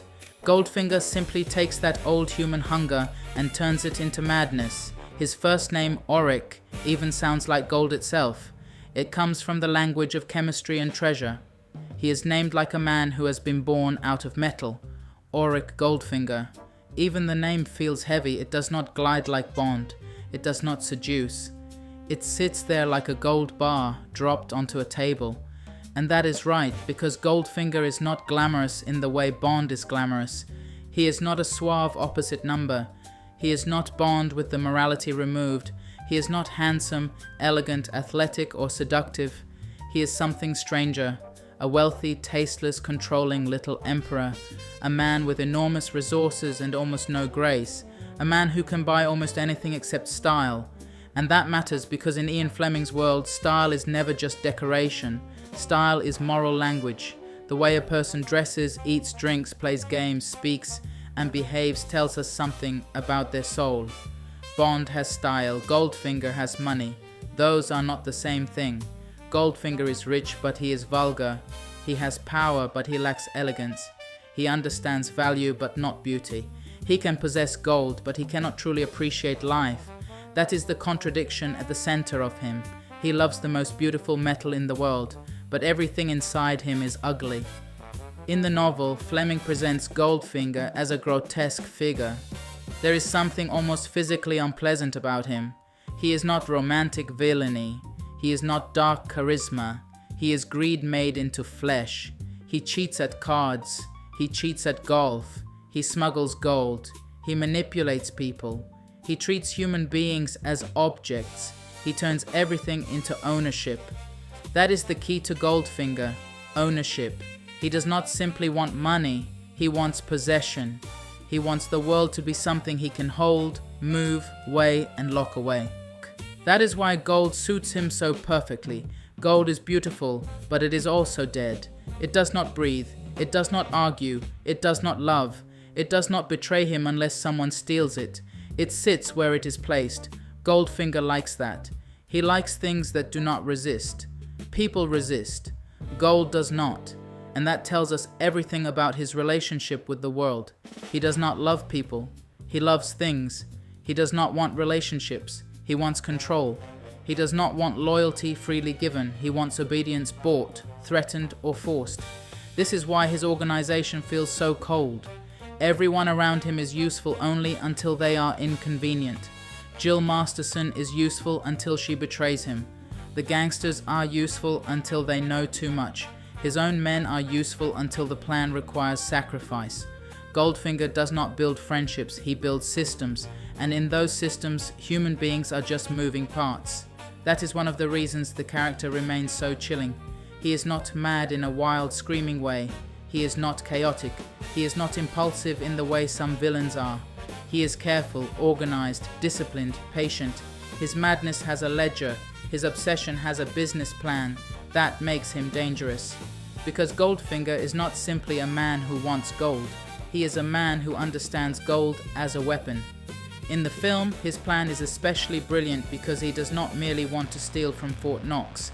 That would be too ordinary. He wants to make the gold inside Fort Knox useless, increasing the value of his own supply. That is not robbery. That is economic sabotage. That is greed expanded to the scale of nations. He is not just stealing treasure. He is trying to alter the meaning of treasure, and that is why he feels bigger than an ordinary criminal. Goldfinger is a smuggler, yes, a cheat, yes, a murderer, yes. But he's also something more dangerous, a man who understands systems well enough to corrupt them. Cards, golf, gold markets, government reserves, international crime. Goldfinger sees a system, studies its rules, and then looks for the hidden place where those rules can be bent in his favor. He is a cheat at every level. And this is where the story becomes beautifully structured, because the small things tell us about the big things. When Goldfinger cheats at cards, we see the beginning. When he cheats at golf, we see the pattern. When he plans Operation Grand Slam, we see the full scale of his character. It is the same man every time, a man who cannot let a fair contest exist, a man who cannot tolerate chance, a man who must rig the table, the course, the market, and the world. That is what makes him the perfect opponent for Bond, because Bond lives by risk. Bond gambles, Bond improvises. Bond survives by nerve, instinct, timing, charm, and a willingness to walk into danger with a raised eyebrow. Goldfinger is the opposite. Goldfinger wants certainty. He wants loaded dice. He wants the outcome decided before the game begins. He wants to be the only man at the table who knows the trick. So the clash between Bond and Goldfinger is not just hero versus villain. It is risk versus control, style versus possession, nerve versus calculation, a gambler versus a cheat. That is why their scenes together have such energy. Bond is not simply trying to stop Goldfinger. He is trying to read him. He wants to understand what kind of man could love gold so much that human life becomes meaningless beside it. And Goldfinger, for his part, is fascinated by Bond because Bond is hard to own. Bond can be trapped, Bond can be threatened, Bond can be knocked unconscious, Bond can be tied to a table with a laser cutting toward him. But Bond cannot be mentally possessed. He keeps resisting, he keeps joking, he keeps bluffing. He keeps looking for the weakness in the system. And Goldfinger hates that. In the film, Gert Frobe's performance captures this beautifully. His Goldfinger is wonderfully strange. He can seem almost jolly one moment, then utterly cold the next. There is something childish about him, something almost petulant, as if beneath the wealth and the criminal empire, there is a spoiled boy who cannot bear being told no. But at the same time, he is monstrous. That combination is what makes him work. He is not a dark, brooding villain whispering in corners. He is often quite open, almost cheerful. He likes showing off. He likes explaining. He likes playing host. He likes the theater of power. But behind that surface there is no warmth, only appetite. Frobe gives him a strange physical presence. Goldfinger does not move like Bond. He does not have Bond's elegance or athletic control. He is heavier, broader, more grounded. He feels like a man built from appetite rather than action. And then there is the voice. Gert Frobe's dialogue was dubbed in post-production by Michael Collins, and that could have damaged the performance. In another film, it might have made the character feel awkward or disconnected, but with Goldfinger, it somehow adds to the oddness. The voice feels slightly separate from the body, almost as if Goldfinger himself is a constructed thing. A man made of layers, flesh, money, gold, performance, and menace. It gives him an unreal quality, as if his voice has been poured over him like molten metal. That slight artificiality helps the character become mythic. Goldfinger is not meant to feel like a normal businessman. He is meant to feel like a grotesque figure from a nightmare of wealth. A fairy tale monster in a dinner jacket, a dragon sitting on a hoard. And then, of course, there is the famous laser scene, one of the most iconic villain-Bond confrontations in cinema history. Bond is strapped to the table.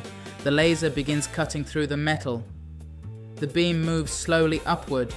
Goldfinger watches. Bond tries to remain calm, and the audience knows exactly what is at stake. The scene is brilliant because it takes a simple idea and stretches it almost unbearably. Bond cannot punch his way out, he cannot shoot his way out, he cannot run, he cannot use strength. All he has left is his mouth, his brain, and his nerve. That is pure Bond. The danger is physical, but the escape is psychological. Goldfinger thinks he has all the power because Bond is trapped, but Bond still has one weapon left: uncertainty. He makes Goldfinger believe he may know too much. He suggests there may be consequences. He plants doubt. And for a man like Goldfinger, doubt is unbearable. Goldfinger wants certainty. He wants control. He wants to know exactly what every person knows, what every person will do, and how every part of the plan will move. Bond introduces uncertainty. That is how he survives. Not by overpowering Goldfinger, not by escaping the restraints, not by a gadget, by bluffing, by turning Goldfinger's own need for control against him. That is why the laser scene works so well. It is not just a death trap, it is a card game in disguise. Bond is holding a weak hand. Goldfinger appears to hold all the cards, but Bond bluffs hard enough to make the villain pause. And in Bond's world, a pause can be the difference between life and death. This connects beautifully to the rest of the story because Goldfinger is full of games. Cards, golf, espionage, seduction, economic warfare, bluffs inside bluffs. Everyone is playing. Goldfinger cheats, Bond improvises, and the laser scene is one of the purest examples of that. Goldfinger believes the game is over because Bond is physically helpless. Bond proves the game is still alive because he can still think. That is Bond's great strength. Even in defeat, he keeps playing. But the laser scene also reveals something else about Goldfinger: his cruelty. He does not need to kill Bond in that elaborate way. He could have him shot. He could have Oddjob break his neck. He could dispose of him quietly. But Goldfinger chooses theatre. He wants Bond to feel helpless. He wants him to watch death approaching inch by inch. He wants to enjoy the superiority of the moment. That is sadism. Goldfinger may present himself as a businessman, but underneath the calculation is cruelty. He enjoys control not only because it helps his plans, but because it lets him humiliate others. That is why Jill Masterson's death is so important too. He does not merely kill her, he turns her into a symbol. He paints her gold. That is not practical. That is personal. That is theatrical punishment. It tells us Goldfinger has an imagination for cruelty. He thinks in images. He wants his punishments to mean something. And again, everything returns to gold. Jill betrays him, so he covers her in the thing he loves most. It is as if, in Goldfinger's mind, gold is the highest form of ownership. By painting her gold, he reduces her from a person into an object, a display, a warning, a possession. That is horrifying. And it tells Bond that Goldfinger is not simply greedy, he is morally diseased, because Goldfinger cannot separate beauty from possession. If something is beautiful, he wants to own it. If someone resists him, he wants to punish them. If a system blocks him, he wants to corrupt it. If a nation stores gold, he wants to make that gold serve him. He is not just a man who loves gold too much. He is a man who loves gold because gold cannot say no. That is the darkness at the center of the character. And yet Goldfinger is also entertaining. That is the magic of him. He is grotesque but watchable, vile but memorable, absurd but dangerous. He has one of the great villain lines in the Bond series when Bond asks if he expects him to talk, and Goldfinger replies that he expects him to die. That line works because it cuts through Bond's usual confidence. For once, the villain is not interested in a long interrogation. He is not asking Bond for secrets. He is not trying to persuade him. He is simply disposing of him. At least, that is what he thinks. But Bond turns the moment back into a game, and that is why the relationship between Bond and Goldfinger is so satisfying. Goldfinger keeps trying to reduce Bond to an object, a prisoner, a threat, a problem, a body to be removed. Bond keeps refusing to be reduced. He remains a mind, a voice, a player, a risk. Goldfinger can plan almost everything, but he cannot fully account for Bond's ability to improvise under pressure. That is the crack in his empire. Because Goldfinger's strength is control, but his weakness is also control. The more he tries to command every part of the game, the more vulnerable he becomes to the one man who thrives when the rules collapse. Bond is dangerous because he is comfortable in uncertainty. Goldfinger is dangerous because he tries to eliminate it. That is the great contrast, and it makes Goldfinger one of the most complete villains in the series. His name, appearance, plan, murders, obsession, and personality all point in the same direction. Gold. Everything is gold. The title, the song, the woman painted gold, the Fort Knox target, the villain's name, the villain's desire, the villain's madness. Even the film itself feels gold-plated, as if the whole production has been dipped in the metal that Goldfinger worships. Few Bond villains are that thematically complete. Dr. No is brilliant and mysterious. Blofeld becomes the great recurring mastermind. Scaramanga has style. Le Chiffre has desperation. But Goldfinger has purity. He is greed in its cleanest form, and that is why he lasts. You can explain him in one word: gold. But the more you look at him, the more that one word opens up. Gold as wealth, gold as power, gold as beauty, gold as corruption, gold as obsession, gold as ownership, gold as death. Goldfinger is not just a villain who wants treasure. He is a villain who has mistaken treasure for life itself, and that is why Bond has to stop him. Because Goldfinger's world has no room for humanity. Only value, only weight, only calculation, only possession. If Goldfinger wins, people become numbers, nations become markets, and beauty becomes something to be locked away. Bond, for all his own flaws, stands against that. He represents movement, risk, pleasure, instinct, life. Goldfinger represents stillness, control, possession, death. That is why their conflict works so well. Bond is the man who gambles, Goldfinger is the man who cheats, Bond is the man who lives by nerve, Goldfinger is the man who hides behind gold, Bond is the man who can lose everything and still smile, Goldfinger is the man who owns everything and still wants more, and in the end, that hunger destroys him, because Goldfinger can never have enough. That is the tragedy and horror of greed. It does not end, it only grows. The more Goldfinger owns, the more empty he becomes. The more gold he gathers, the less human he seems. By the end, he is almost swallowed by his own obsession. The man who wanted to control gold becomes controlled by it. The thing he worships defines him completely. Auric Goldfinger is not just a criminal mastermind. He is a warning about greed, a warning about possession, a warning about a man who confuses wealth with worth.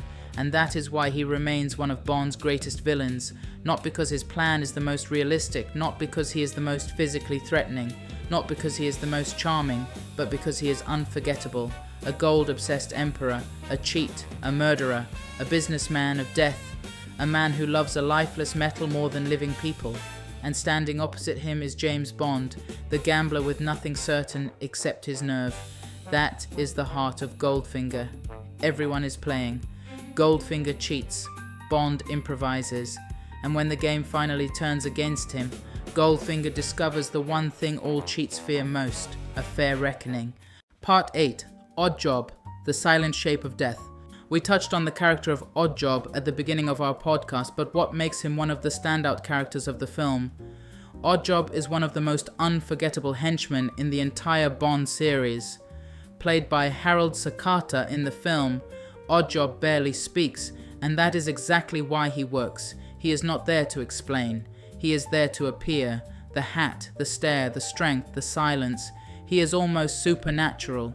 Fleming's Oddjob is brutal and physically terrifying, but the film turns him into pure iconography.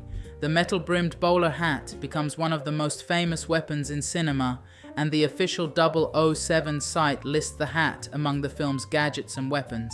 What is brilliant about Oddjob is that he has no inner conflict. He is not tempted, he is not emotional, he does not need speeches. He is Goldfinger's will turned into muscle. If Goldfinger is greed, Oddjob is enforcement, and that makes the final fight inside Fort Knox so satisfying. Bond cannot charm Oddjob. He cannot bluff him, he cannot intimidate him, he cannot outmuscle him. He has to survive him. The fight is not elegant, it is desperate. Bond is outmatched physically, and that gives the scene weight. Oddjob is one of those characters who proves how powerful simplicity can be. A hat, a smile, a deadly throw, that is all you need. Part 9, The Golden Girl, the image that defined the film. Now we have to talk about one of the most famous images in Bond history. Jill Masterson. Gold paint. A body on a bed. It is shocking, glamorous, cruel, and unforgettable. The BFI lists the gold-painted woman among the film's iconic scenes. As an image, it does everything a Bond image often does. It seduces and horrifies at the same time. It looks beautiful at first glance, then disturbing the longer you look. It tells us Goldfinger's entire psychology in one visual. He punishes betrayal by turning a woman into the thing he worships. Gold. That is monstrous, and it tells Bond something too. Goldfinger is not just a criminal, he is theatrical in his cruelty. He wants the punishment to be symbolic. This is important because the film is often remembered as fun, stylish, and glamorous, and it is, but Goldfinger is also nasty. There is a streak of sadism running through it. The gold-painted body, the crushing of the car, the laser table, Oddjob's violence, the cold disposal of anyone who becomes inconvenient. This is why the film still has bite. Under the fun, there is danger. Under the glamour, there is death. Part 10, Revenge, Tragedy, and Wasted Potential. Tilly Masterson is one of the story's more tragic figures. She follows Goldfinger because she wants revenge for her sister. That motivation is powerful. She is not just a decorative character. She has a purpose. She has anger. She has grief. But in both novel and film, Tilly is also doomed. She enters Bond's world and cannot survive it. That is a recurring Fleming idea. Civilians who get too close to Bond's missions often suffer. The official 007 synopsis notes that Tilly follows Goldfinger to Switzerland seeking revenge and is killed by Oddjob. What makes Tilly interesting is that she reminds us Bond is not always a savior. Bond's presence does not guarantee safety. In fact, sometimes Bond's world consumes people. The film moves quickly past her death, perhaps too quickly by modern standards. But thematically, she matters. She is part of the cost. Goldfinger's obsession does not only threaten economies and governments, it destroys families, it leaves sisters dead, it turns grief into another casualty. Part 11 censors Fleming, the film, and the problem of the era. One of the most famous names in Bond history, and perhaps one of the hardest to get past censors, we are talking about Pussy Galore. In the film, Honor Blackman gives the character authority, wit, physical confidence, and a cool refusal to be impressed by Bond too easily. Blackman was already known for playing Kathy Gale in The Avengers, and the official 007 site lists her as one of the principal cast members of Goldfinger Pussy Galore is fascinating, because she is far more capable than many early Bond women.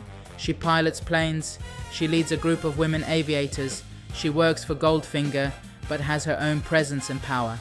The Fleming Publications essay argues that Pussy Galore is Bond's equal in more ways than one, while also noting the novel's queer subtext around Tilly Masterton's feelings toward Pussy. But this is also where we have to be honest. The novel reflects attitudes of its time that are uncomfortable now. Fleming's handling of sexuality, particularly around Pussy Galore, includes dated and problematic ideas. The film softens, simplifies, and glamorizes the material, but it still carries the old Bond world assumption that Bond's masculinity can overturn everything. That is one of the areas where Goldfinger is both iconic and complicated. You can admire Honor Blackman's performance, you can admire the character's strength, and you can still recognize that parts of the writing belong to a very different and often deeply flawed cultural moment. That is the job of a proper Bond deep dive. Not to cancel the old films, not to pretend they are perfect, but to look at them clearly, because Bond is history, and history is messy. Part 12, the Aston Martin DB5, when a car became a co-star. Now then, the car, the Aston Martin DB5. For many people, this is the most famous car in cinema history. The official 007 site lists Bond's silver birch Aston Martin DB5 among the film's vehicles, and details its gadgets: machine guns, bulletproof shield, revolving license plates, oil jet, smoke screen, tire slashers, tracking screen, weapons tray, and the legendary ejector seat. This is where the Bond gadget fantasy truly explodes. In From Russia with Love, Bond's gadget is the attaché case, practical, grounded, spy-like. In Goldfinger, the car becomes a fantasy machine. It is elegant, it is British, it is deadly, it is funny, it is absurd, and somehow it works. The DB5 represents the perfect Bond object. It is beautiful enough to desire, but dangerous enough to fear. It has class on the outside and weaponry hidden underneath. In other words, it is James Bond as a car. The official 007 site also says Aston Martin loaned the filmmakers the first DB5 development prototype, and part of the roof was cut out to make the ejector seat stunt work. That is wonderful, because it shows how practical and inventive these early Bond films were. They were building the myth as they went. Nobody knew in 1964 that the DB5 would become a sacred object in Bond culture. They were just trying to make the next film bigger, cooler, and more memorable, and they succeeded beyond anything they could have imagined. Here are the famous modifications fitted to Bond's Aston Martin DB5 in Goldfinger. The passenger ejector seat is probably the most legendary. Hidden beneath a hinged cover on the gear stick is a red button which, when pressed, blasts open the passenger roof panel and launches the unwanted occupant out of the car. The DB5 also comes armed with retractable Browning .30 caliber machine guns, cleverly hidden behind the front indicator light. With a flick of a switch, this elegant Grand Tourer becomes a weapon. Another brilliant feature is the revolving license plate system. The car can switch between 3 different plates, including the famous British registration BMT216A, as well as French and Swiss plates, all controlled from inside the cockpit. For escaping pursuers, the DB5 has a smokescreen released from the rear exhaust pipes to create a thick cloud behind the car. It also has an oil slick sprayer, designed to make chasing vehicles lose control, although the effect in the film was created using water and dye. At the back, Bond can activate a bulletproof shield, a heavy retractable metal screen that rises up to protect the rear window from gunfire. The car also has tire slashers, extendable spinning blades built into the wheel hubs, designed to shred the tires of any vehicle that gets too close. Its reinforced front and rear battering rams give the DB5 extra strength during collisions, turning the car into something far tougher than a normal luxury sports car. Inside, the DB5 features a tracking radar screen, a dashboard-mounted moving map used to follow enemy targets. Finally, there is a hidden weapons compartment under the driver's seat containing a secret slide-out tray for Bond's Walther PPK. Together, these gadgets transformed the Aston Martin DB5 from a beautiful car into a fully equipped spy machine, and made it one of the most iconic vehicles in cinema history. Part 13, John Barry, Shirley Bassey, and the Sound of Gold. We couldn't finish this fancast without talking about the music. A Bond film is not only images, it is sound. And Goldfinger sounds expensive. John Barry's score gives the film its swagger, its danger, its brass-heavy confidence. And then there is Shirley Bassey. That voice, big, dramatic, theatrical, almost dangerous. Bassey does not simply sing the title song to Goldfinger, she attacks it. She treats the song as if it is a warning being fired across the screen in gold, smoke, and brass. From the first blast of the orchestra, the film announces itself as something larger than Dr. No, and grander than From Russia with Love. Those earlier films had already established the Bond sound. Monty Norman's James Bond theme had given 007 his musical identity. John Barry had arranged it into something sharp, sexy, and dangerous. By From Russia with Love, Barry was already expanding the musical world around Bond, giving the films more elegance, more romance, and more menace. But with Goldfinger, everything locks into place. This is the moment the Bond sound becomes unmistakable. The brass is not just background music, it is attitude. It is Bond walking into a room as if he owns it. It is a gold-plated villain sitting behind a desk with too much money and too much confidence. It is the Aston Martin DB5 rolling into view like a royal carriage with machine guns. It is glamour, danger, and absurdity, all fused together into one unforgettable noise. The song is grand and slightly grotesque. It has glamour, but it also has weight. It feels heavy, as if the music itself has been dipped in molten gold. And Shirley Bassey's performance is the perfect match for that world. Her voice has power, but it is not just power for the sake of showing off. There is drama in it. There is suspicion in it. There is accusation in it. She sings as if she is telling us that Goldfinger is not merely rich. He is dangerous. He is seductive. He is poisonous. He is the sort of man who turns beauty into possession and wealth into a weapon. That is why the song works so well. It is not just introducing the film, It is introducing the villain's soul. Goldfinger loves gold too much. The title song understands that. It makes his obsession sound magnificent and diseased at the same time. This is where Goldfinger separates itself from many other thrillers of the period. A lesser film might have treated the opening song as decoration, something stylish before the story begins. But in Goldfinger, the music is part of the storytelling. The title sequence, with golden imagery projected across bodies and faces, turns the human figure into a screen for luxury, danger, and death. The visuals suggest glamour, but the music suggests warning. Together, they tell us exactly what kind of world we are entering. A world where beauty is dangerous. A world where money corrupts everything it touches. A world where a man can be wealthy enough to buy silence, loyalty, and murder. The sound of Goldfinger is inseparable from the look of Goldfinger. The gold paint, the casino lights, the DB5, the Swiss roads, Fort Knox, Oddjob's deadly hat, all of it feels more iconic because Barry's music wraps around it like a tailored suit. There is a reason people remember this film even if they have not watched it for years. They remember the sound, they remember the horns, they remember Bassey's voice rising like a warning siren. They remember the feeling that Bond has suddenly entered the big league, and this is where Shirley Bassey becomes part of Bond history forever. Before Goldfinger, Bond title songs existed. After Goldfinger, they became events. From this point onward, a Bond film needed a title song that felt important. Not just a song, but a statement. Something that could stand beside the film itself. Something that could enter popular culture on its own. Bassey created the template. The Bond song had to be dramatic, it had to be seductive, it had to carry danger in its melody, it had to sound as if champagne, bullets, and heartbreak were all being poured into the same glass. And nobody did that quite like Shirley Bassey. Her performance is not restrained, it is not subtle in the ordinary sense. But Bond is not ordinary. Bond lives in a heightened world, where a man can cheat at cards, blow up a heroin factory, drive a gadget-filled Aston Martin, and then still have time to deliver a dry line before dinner. Bassey understands that. She sings at the correct size for the Bond universe.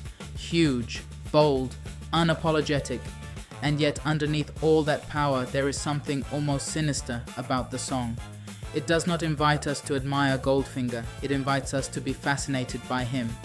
There is a difference.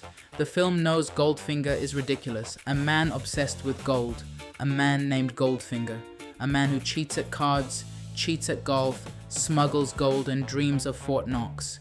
On paper, it could be laughable, but Barry and Bassey make him mythic. They make him feel like a monster from a modern fairy tale, not a dragon guarding treasure, but a businessman worshipping it, not a king with a crown, but a criminal with a vault. That is the genius of the music. It takes something that could be camp and gives it weight. It tells the audience, yes, this is outrageous, but take it seriously. That balance is the secret of classic Bond. The films are glamorous, witty, and sometimes absurd, but they are never careless. At their best, they commit completely to their own world. Goldfinger is perhaps the best example of that commitment. The score does not wink at the audience. The song does not apologize. The film believes in itself, and because it believes in itself, we believe in it too. John Barry's work throughout the film is just as important as the title song. His music gives Bond his masculine elegance. It gives the villain scenes a sense of theatrical menace. It gives the action sequences rhythm and shape. Barry knew when to let the brass dominate, but he also knew when to use space, suspense, and melody. The music around Goldfinger's world often feels rich and controlled. It has the cold confidence of wealth. It does not rush. It moves like a man who assumes everyone else will wait for him. That suits Goldfinger perfectly. He is not a frantic villain. He is not wild in the way Dr. No sometimes feels, or icy and bureaucratic like the Soviet machine in From Russia with Love. Goldfinger is an owner, a collector, a man who believes everything has a price. So Barry gives him music that feels heavy with possession. You can almost hear the gold bars. You can almost hear the vault doors closing. You can almost hear Bond being drawn deeper into a world where greed is not just a flaw but a religion. And then there is the way the score supports Bond himself. Sean Connery's Bond in Goldfinger is at his most confident. He has the walk, the suits, the voice, the raised eyebrow, the cruel little jokes, the sense that he is always one drink and one insult ahead of everyone else.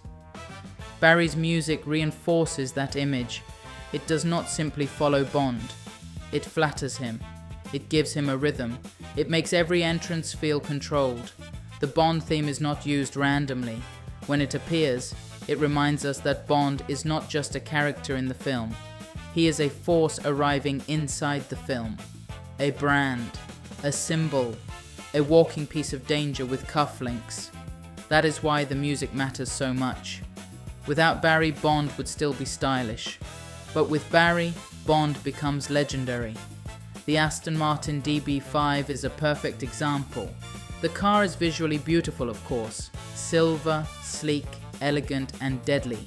But the way the music supports the car helps turn it from a vehicle into an icon. The gadgets are fun. The ejector seat is unforgettable. But the score tells us that this is not just a car. This is Bond's armor. This is British engineering transformed into fantasy. This is a gentleman's weapon. The same is true of the film's villains. Oddjob is made more powerful by the way sound works around him. He does not need many words. In fact, his silence is part of his threat. The music and sound design give him presence. The deadly hat, the heavy movements, the calm obedience, all of it becomes more frightening because the film understands the value of rhythm and silence. Oddjob is not noisy. That is why he is terrifying. Goldfinger talks. Bond jokes. Oddjob acts. Barry's score leaves room for that difference. And then, when the film reaches Fort Knox, the music expands the entire scale of the story. Suddenly, this is not just about cheating at cards or smuggling gold. This is about America's gold reserve, radiation, military power, and economic chaos.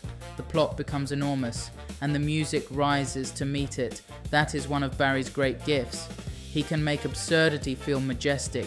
He can take a plot that involves gold paint, a lethal bowler hat, a trick golf ball, an ejector seat, and a plan to irradiate Fort Knox, and somehow make it feel elegant. That is not easy. Many films collapse when they become too outrageous. Goldfinger expands. The bigger it becomes, the more confident it sounds. And that confidence became the future of Bond. You can hear the DNA of Goldfinger in later films. The grand title songs, the brass-heavy scores, the sense that Bond should be dangerous and luxurious at the same time. The idea that every adventure needs not only a villain and a location, but a musical identity. Goldfinger proves that a Bond film should be heard as much as seen. It proves that sound can sell fantasy. It proves that a single voice, if powerful enough, can define an entire film before the story has properly begun. Shirley Bassey would return to Bond again, but Goldfinger remains the defining moment. It is the performance that made her forever part of the series' mythology. There are many great Bond songs. There are many great Bond singers. But there is something primal about Goldfinger. It feels like the original Thunderclap. The moment the Bond title song becomes not just a tradition, but a challenge. Every singer who came afterwards had to stand in the shadow of that voice. Every composer had to deal with the standard Barry set. Every film had to ask the same question, does this sound like Bond? And with Goldfinger, the answer is immediate, yes, absolutely. From the first note, it sounds like Bond. Not just spy music, not just action music, Bond music. Music with a dinner jacket, music with a gun hidden beneath the table, music that smells faintly of smoke, perfume, and danger, music that knows the villain is mad, the hero is impossible, and the world is glamorous enough to be destroyed in style. That is the sound of Goldfinger, and that is why the film endures, because when people think of James Bond, they do not only picture Sean Connery in a tuxedo. They hear something. They hear brass. They hear danger. They hear Shirley Bassey. They hear John Barry turning espionage into opera. They hear a film that knows exactly what it is. Stylish, dangerous, absurd, magnificent, gold. Goldfinger did not just give Bond one of his greatest villains, it gave him one of his greatest sounds. And once Bond sounded like this, there was no going back.